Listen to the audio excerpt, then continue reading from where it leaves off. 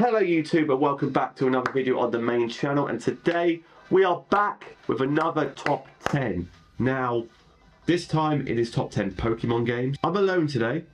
There's no Jack, there's no H, it's just me today because there have been technical issues, which meaning I'm recording this by myself just to get the content I want out on the internet. We asked a lot of people today, about 21 people today, so it's the biggest list collection we've had for a hot minute, or ever, should I say, ever. So we asked a variety of different people. We asked me, Alcarez, Bake, Nico, H, Jack, Nintenhawk, Pandas, Lil, Dia, Burley, Foss, Sprangle, Simon, Ryman, Gareth, Chris, Hanny, Spider-Melon, Checkmate Ben, and Strongfall. So we've got a variety of different people who play Pokemon, people who are new to the scene, people who play it for old school, new school. So we've got a collection of them all, so hopefully we get to the most collective list, it's the most accurate. 15 games we're going to talk about today, top 15 as always. In 15th spot, we have a game I ranked 4th. It came 16th in our overall Nintendo games list, and Pandas had 3rd, which was Ultra Sun, Ultra Moon. I put this 4th on my list because A, I really liked Alola. I'm going to say now, I think it's 4th best game. So I would say it's my 4th best region then, which I think, yes, that's accurate. My 4th best region is Alola. Just loved the Pokemon on it. I like how it went a bit different with the trial captains. I know people didn't really like trial captains, but I feel like it gave it like a certain different route to it compared to the normal school, because they went back to the gym challenge and whatnot in Sword and Shield and obviously the new games. Again, it was a difficult Pokemon game because all the trainers, well, not the trainers, like the main trainers in the game had EVs, IVs, abilities, natures, items, like competitive movesets. The AI wasn't dumb. It actually did what an actual competitive player would do, like switching and whatnot to make it challenging, which is again added to the game. The whole Ultra Necrozma stuff was really cool to me when you battled it on top of in Megaropolis. Hardest Pokemon battle I've ever done. It was the first game I started making content on back in the day. This was the first game, so it's got nostalgia for me for that as well. It was the newest Pokemon game when I started making content creation, which tells you how long I've been making content for. He's been doodling for a long time when he was a kid. If Ultra Sun Ultra Moon, it literally just came out around that time, like Ultra Sun and Ultra Moon, it kept 15th on my list. I'm happy about that. What I'm not happy about is 14th on our list, which came 14th in our Switch games video, and it's Pokemon Sword and Shield, which arguably for me is the second worst Pokemon game ever made. Only Pokemon game I've owned every single one since from X and Y onwards. I've had Diamond Pearl, Black White, and then X and Y onwards. That's my Pokemon, catalogue. Only game I've bought, never finished. They even fit all the gym leaders, never did that. I feel like the story is kind of bad. There's, apart from Morpeko, most of the Pokemon in that gen aren't that great. Gym leaders aren't memorable. The legendaries are kind of ass. There's not really any redeeming qualities for me for Sword and Shield. I don't know why. Like, the character customization, woo, that was interesting. They went somewhere different with it. Really good. But like, everything else, Gigantamax, I feel like was terrible concept. But like, Mega Z and Terra are just better in every single way. I don't get why people like Sword and Shield, but hey, it got 31 points and came 14th on our list. Next up, we've got a game which ranked 16th on our overall Switch list. Let's Go Pikachu. Obviously. For me, this is my first Pokemon game. Its intended purpose was to get the Pokemon Go players, because Pokemon Go was really popular and hype at the time. So they thought, you know what, we're going to make a Switch game so people go, oh, I like Pokemon Go, let's play Let's Go Pikachu on the Switch so we can sell more Switch copies and buy more Switches so people will play this, and then they'll like the Pokemon, and then they'll buy Sword and Shield, Ultraviolet, Violet, Scarlet, all that jazz, That was the plan. The art style in this is one of the best art styles ever made in Pokemon. If you agree with that, let me know in the comments, but I feel like it is. And when BDSP came out, Brilliant Diamond, Shining Pearl, this is the art style I was expecting them to use, because BDSP is nowhere near this list, because the art style was crap and they just ruined it. But Let's Go Pikachu, it's not designed for me. It's designed for beginner, new Pokemon trainers. So I get why people like the game. The art style's amazing, but it's just not for me, if you get what I mean. I like the concept that you can Pokemon follow around, you can ride them. It's got good features, but it's just not got much structure to it. Next up, I'm a little annoyed at this because this is the first time that in a top 10 list at me, H, and Jex's number ones ranked the lowest. So my number one only got 12. It came 8th on overall Nintendo, 9th on overall DS, and that's Pokemon Diamond and Pearl. Deals had it 3rd. The reason why this game is first for me and not Platinum, because A, never played Platinum, so I couldn't say, yo, I've played Platinum, but I never play it when like Platinum came out. I've only played it on emulator and stuff, so it's different, right? Diamond and Pearl, first Pokemon game, it got me in love with Pokemon. It's there. Gen 4 is my favourite generation. The Chimchar line's my favourite starter line. Piplup line is really good. Turtwig line, really good. Duraptor, love. Gastrodon, love. Lucario, love. Abomasnow, love. There are so many good things. The gym leads in this game, really good. Cynthia, arguably the best champion. Even the rival, I know he can get annoying, but I do like the rival in this game. There's a lot of story, I like the concept, I like the legendary. The only thing they need to fix in Diamond and Pearl, which they did in Platinum to be fair, is like flesh it out a bit more, because when you play Diamond and Pearl, if you don't choose Chimchar your starter, you can only really get Ponyta as the other fire type in the game, I'm pretty sure. They don't add any fire types in the game, which is really annoying because fire type's like one of like the most basic types in the game. Water, fire, grass, you know. If it was like dragon, makes sense, or ice, or dark, or something, makes sense. Fire, no. And then some of the gym leaders don't have a full team of, because the Fire Elite 4 member's got a Lopunny on it. Like, what? Makes no sense. That makes sense to me. But Diamond and Pearl for me is the best Pokemon game. It's probably nostalgia purposes, it's why it's first. But I'm annoyed it didn't get top 10, but I understand because obviously more people, if they play Diamond and Pearl, they play Platinum as well, and they would just say Platinum is much better, so Diamond and Pearl just went goodbye off the list. So just missing out on our top 10 today with 41 points is Fire Red Leaf Green. Now, Fire Red Leaf Green, obviously, was the first game they remade. Arguably, for me, it's the second best remake. When people, like, emulate games and do randomizers and all this stuff, Fire Red Leaf Green is the one they go to, because A, GBA games are the easiest ones to, like, manipulate and stuff to make good, like, Nuzlocke challenges in. It adds the bonus of having Gen 1, Gen 2, and Gen 3 Pokemon in the game. I like the design of it. There's lots of cool, interesting things in the game as well. Usually, when they remake a game, it makes it slightly better or just as level. For this, Red Blue is here and then Fire Red Leaf Green is here. So Fire Red Leaf Green, underrated game. So hopefully when they do Gen 5 in the future, it won't be as bad as BDSP because I'm just scarred by BDSP. Right, top 10 time, 46 points in 10th spot. Burley and Lil had this game 3rd. A lot of people hate this game, but I kind of liked it. I put it 7th on my list. It's Pokemon X and Y. Now, X and Y did a lot for the competitive Pokemon scene. Not much for the story, because people say the story isn't great. With Team Flare, wasn't really great. You barely saw the champion throughout the entire story. But the things they did for competitive Pokemon, making EV training easier, adding Megas, making breeding easier, like adding fairy typing, that slept on. Adding fairy typing was a big change. I know the Pokedex isn't the biggest in Gen 6, but it's because they mainly focus on the Megas. And a lot of the Megas are really good. Like, obviously Gen 1 starters, you've got Lucario, you've got Abomasnow, you've got Tyranitar, you've got Gyarados, Garchomp. Like, all these powerhouses from Gen 1 to Gen 4, you have a Mega, you have a Mega, you have a Mega, you have a Mega. Beedrill, Heracross, Pinsir, loads of them. Love it. Gen 6, love it. Love it, love it, love it, love it, love it. Some of the best music in the game. Zygarde stuff was slept on because most of his story was in Sun and Moon, which is weird because Zygarde was just like, oh, there's a Zygarde here. It's kind of weird. But when Legend Z comes out next year, hopefully a lot of those Zygarde questions will be answered. Like, what is Zygarde? How did he get here? What's the deal with Zygarde?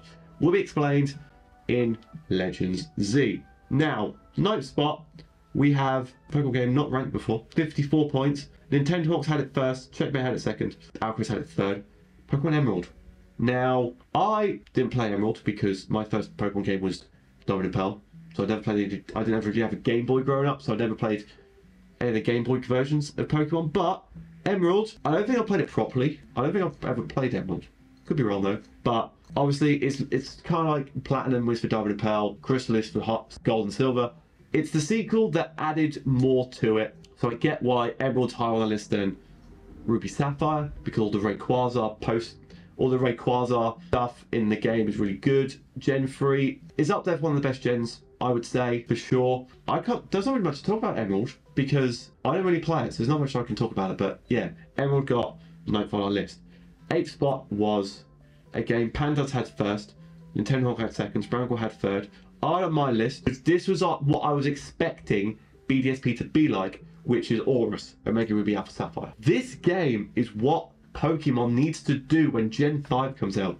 So much stuff they added to Gen 3, which made it better. IMO, Megas added, taken from the Gen 6 stuff. Why, in BDSP, did they not take anything from Sword and Shield? They could have used the Sword and Shield like art style, all of that, and just went Unrub, Galar, Sinnoh instead. Do your thing. Big wild area. Could have been Mount Coronet. Well, not Mount Coronet. There could have been like a little forest or something in the game. I can't remember. There could be a wild area in there. The underground, they tried to do the underground, didn't really work. Let's forget about BDSP. Aurus. Added Megas. The whole getting a Mega Latias mid-story was really cool. Art styles were really good. Obviously, they added more Megas. Mainly the Gen 3 stars got Megas. So the Delta episode at the end was like really, really good as well. Like explaining how Rayquaza literally made Megas, like Mega Rayquaza. All of that story was really good. That's why I put that high on my list, because I like Aurus. A lot of nostalgia for me as well. Obviously X and Y got me back into Pokemon. Aurus was the point where I was like proper back into Pokemon. So that's why Aurus was 8th on our list and ranked on my list. Next up, we've got a game which ranked 5th on our overall DS list. Alcaz had first, Chris Garrett and Foss had second, Mr. Jack had third, Black 2 White 2. Again, game I've never played. I really want to though. So watch this space. First ever Pokemon game to actually get a sequel, because like Platinum, Emerald weren't really sequels, they were just alternate stories. Because like in Emerald there's only a little bit difference between that and Ruby Sapphire. Same with Platinum, not much difference story wise compared to Diamond and Pearl. But Black 2 White 2 takes place about 2-3 years after Black and White. Your rival, one of your rivals is the Professor's Aide, and the other one's the first gym leader, which I think is really cool. New story, like this one's about Kyurem, I think. Yeah, this one's about Kyurem, because the first one's about Reshiram and Zekrom, this one's about Kyurem, so it's a completely different story. Team Galactic is still there lurking about. Compared to Black and White, where Black and White went very brave and made the entire Pokédex new, they kind of like intertwined some of the old school Pokemon into it as well, because they got a lot of complaints from Black and White saying, oh, there's no Pikachu, there's no Eevee, there's none of our favourites here, where's no Charizard? Wow, wow, wow, wow. So they put it back in Black 2 White 2. I'm pretty sure there's a hard mode in this as well. I think it was in Black and White as well. So that gets added to it. There's a lot of... I do like Gen 5, so which is why I'm surprised I've not actually got around to playing Black 2 White 2 yet. But hopefully in the near future, either on YouTube or on Twitch, I will get around to playing Black 2 White 2. So watch this space. Next up, 73 points, which is wild to me, in 6th spot, 73. That's usually a winner. But obviously, because we've got a lot of people here today, going to boost the numbers up a bit. But this game came 7th on overall Nintendo, 11th on DS. Hanny chuffed at bed and Nico had it first. Ryman Simon had it second and Frog had it third. It's our second highest ranking spin-off game, which is Mystery Dungeon Explorers of Sky. Now, again, this game, never played, not a Mystery Dungeon person, not at all, but I enjoyed when I played the Switch Remake one, so hopefully in the future, again like the Black 2 White 2, I'll get around to playing this. If it gets brought back on Switch, or there's like, I don't know, DS emulator on the new console, like they do with GBA, because the red and blue's now on the Switch, so could get around to playing Explorers of Sky. Jack has talked about this game so many times, so if you haven't already, check out the top 10, because we talk about Nintendo and DS. He'll explain a lot more better than I can in those videos, which will need to add a description. But yeah, Mission Explorers of Sky got 6 on our list. Next up, we have, and I'll take a 5th, 1 point more than Explorers of Sky. We have a game Hate put first, me and Lil put second, and Date put third. Came 4th on our Switch games list. The reason I put this second, because A, I really, really like Scarlet and Violet. I like the story. There were 3 different stories, and they're all really good. I like the Mabustif storyline. He's ill, trying to get back together. Obviously, you've got the generic gym trainers stuff. You've got the Team Starfall stuff. You can go around and explore wherever you want to go. Free roaming, which is what everyone said, oh, Pokemon should be on this for ages and ages and ages. I like the art style. I know it's a bit glitchy, but it's their first time attempting it, so let them off. DLC is really good from what I've played so far. A lot of cool new Pokemon. Terra is so much better than Dynamax. The fact you can go, yo, I have a water type. Oh, let me turn it into a fire type so I can like resist your hits and hit you back with strong water type attacks. And I've got this, for some reason this Pokemon gets a flamethrower. Let me make it a fire type so that flamethrower is boosted and stab and can kill you. Perfect. Terra's one of, I think, the second best. After Megas, it is the best like gimmick Pokemon's ever done. The legendaries are really cool, like when you get Koraidon and Miraidon from the start, like you're raising them and training them up, and as you beat more of the Titan Pokemon, obviously you get Glide, Surf, all this good stuff. You get Shinies. Raids are really good in it as well, good for leveling up Pokemon. Shinies.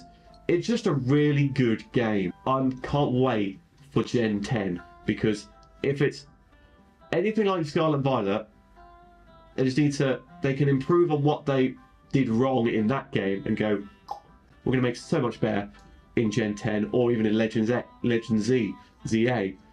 It's going to be so good. I can't wait. And I'm really excited for the new games. In fourth spot, 76 points. This game came 11th on our Nintendo list and 7th on Switch. Brangle, Foss and Lil had it first and Mr. Melon had it second. Legends Arceus. This game walked so Violet could run for me, because the entire open area aspect of it. It wasn't as open area as Violet, because the entire game was open area. In this, like, you went, there was a village, you had to walk out and then load into like a big area, and then you could go back. And obviously, Legends Arceus is a completely different spin on Pokemon, because it reminds me a lot of Breath of the Wild. I didn't like Breath of the Wild. Legends Arceus I did kind of like, because there were still Pokemon aspects to it. You could still battle trainers. You could still, you know, just go around catching Pokemon. It was really good, really relaxing game. When it first came out, I was umming and ahhing whether to stream it on stream. But the fact that everybody kept streaming it, I thought I might as well pop on this train and see how it goes. Did really enjoy it. I did really enjoy it. Obviously, there's no Hisuian forms. The stars are really cool. Different Hisuian stars. Oshawott my boy. Bidoofs. The story's really good.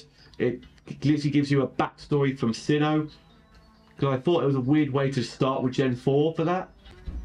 Which is good, because because they ruined BDSP, it was good they gave Sinnoh some love with this game. Everyone's expecting like Gen 5 to be next to 4, 5, 6, 7, etc. But they just went, nah, screw you Gen 5, we're going to Gen 6. People want Gen 2 for the new one. But Legends Arceus, one of the better spin-off series, I think. I think they're going to stick with Legends for a while. I think Snap, Ranger,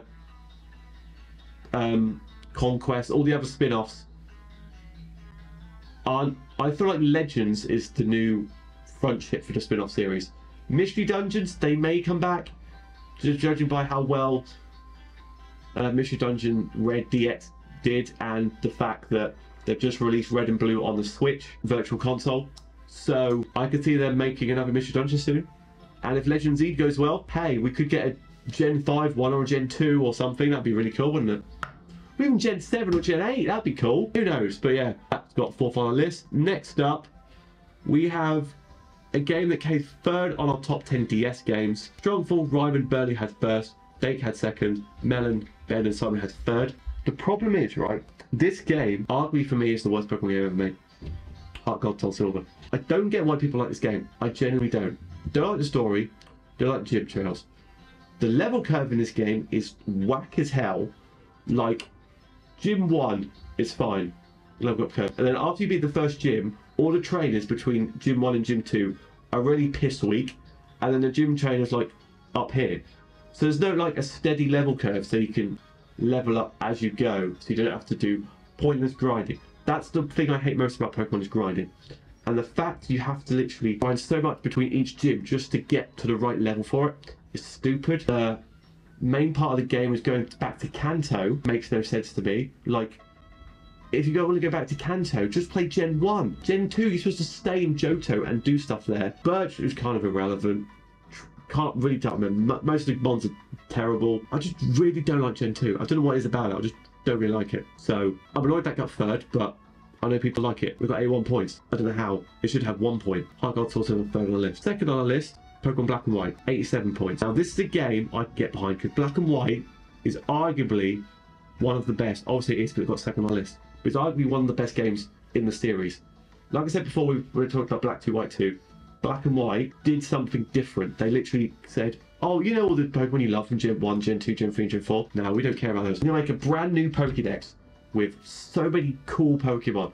Conkeldurr, Darmanitan, Seismitoad, Reuniclus, Conkeldurr, Darmanitan, all the starters, Unpheasant, you know, Stunfisk.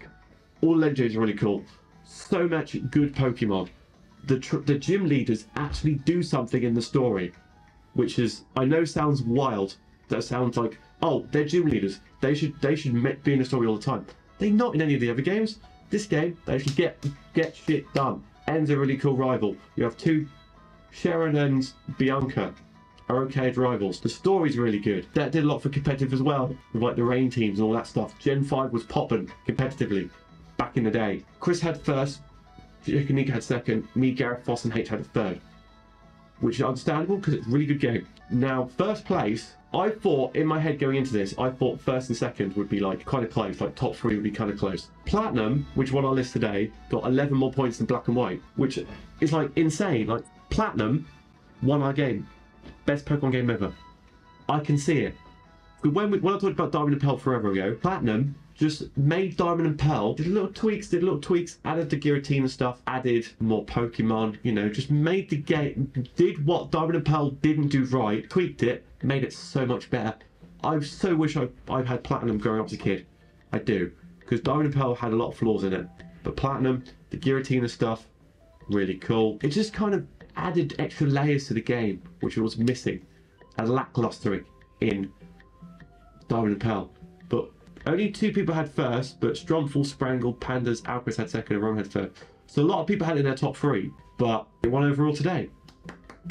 Platinum, I'm not mad. The only games I thought about which didn't make our list today were Mystery Dungeon, like the Switch one, and Ruby Sapphire. Again, like Ruby Sapphire, Emerald is the same. It's like me with Diamond, Pearl, and Platinum. Ruby and Sapphire is just not as good versions of Emerald. But I never played Emerald, so it's kind of like if I played it, Emerald might be a little bit higher. Maybe Platinum would have won by more because it wasn't on mine and H's list. But if we grew up with Platinum instead of Diamond and Pearl, it would have won by way more. So it's what it is. Let me know your thoughts and if you prefer just me doing these top 10s or you prefer like the usual crowd, me and Jack debating and stuff. Because this is a short video. Let me know in the comments what your favourite Pokemon game is. Let me know why I'm wrong in liking Gen 2 and Gen 7. No, Gen 8, sorry. Gen 8, sorry. Gen 7's Ultra Sun, Ultra Moon and Sun and Moon. One of my favourites. Let me know in the comments what you want the next top 10 to be. And yeah, thank you guys for watching. I'll see you guys in the next one.